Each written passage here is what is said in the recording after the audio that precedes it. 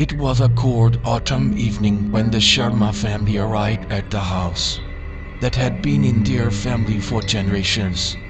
Surrounded by dense woods on three sides, the house had a weathered look built in the late 19th century.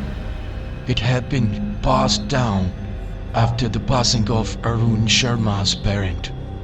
Arun avoided the house for years due to its isolated location, but financial troubles forced him, his wife Naina, and their two children, Kabir and Aisha, to move in temporarily. The moment they stepped inside, Naina felt uneasy. The house was damp and gore with a strange earthy smell. The walls seemed to drink in the light, making every room feel darker than it should. Aisha, the youngest, turned to her mother's arm. "I don't like it here," she whispered. Naina tried to reassure her, but deep down she shared her daughter's unease. The first few nights passed without incident. True, Naina often fretted as if she was being watched. Habibu was 14, brushed it off, calling it just an old house, being tricky, but Aisha's nightmares started almost immediately. She woke up crying several times, claiming to have seen a dark figure standing near her bed. Arun dismissed it as her imagination, but Naina began to grow more concerned. One afternoon, while organizing the attic, Naina came across an old notebook. It belonged to Arun's grandmother. Flipping the through printer yellow pages, she read about the strange happenings in the house. Mysterious noises, the feeling of being watched, and figures appearing in mirrors. One entry read, "The house tries secrets that are not ours uncovered." Naina felt a chill run down her spine, but decided not to share the discovery with the rest of the family. As the weeks passed, the strange escape doors would slam without warning.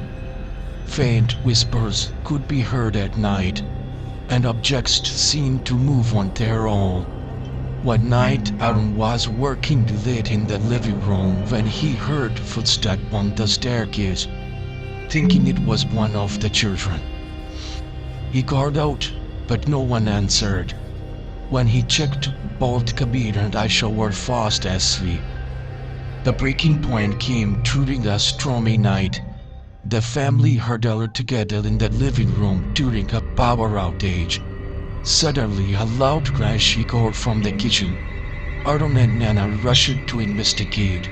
Every cabinet and drawer had been thrown open, their contents scattered across the floor.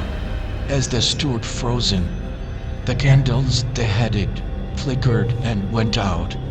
Naina swore she felt something brush past her eyes and deliberate.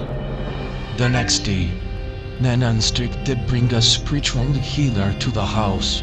The healer performed a cleansing ritual and afterward warned them gravely.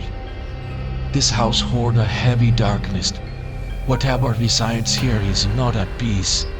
He said he refused to elaborate further. The night, the family decided to stay in one room together, and around 3 a.m. they were awake by a processing screaming that seemed to come from within the walls. Terrified, they grabbed what they could add the fear to their car, spending the rest of the night parked in unhappy lot. The following morning, Arun arranged for their belongings to be moved out. The family left the house that same day, vowing never to return. Months later, Arun learned through a distant relative that years ago, a someone in the house had tragically taken her own life after enduring years of mistreatment. Her restless spirits were rumored to haunt the property. The Sharma that really spoke of their time in the house. Aisha, now grown, still keeps a light on the at night. And Naina Wood's old houses, all together, the house of Seth remains abandoned.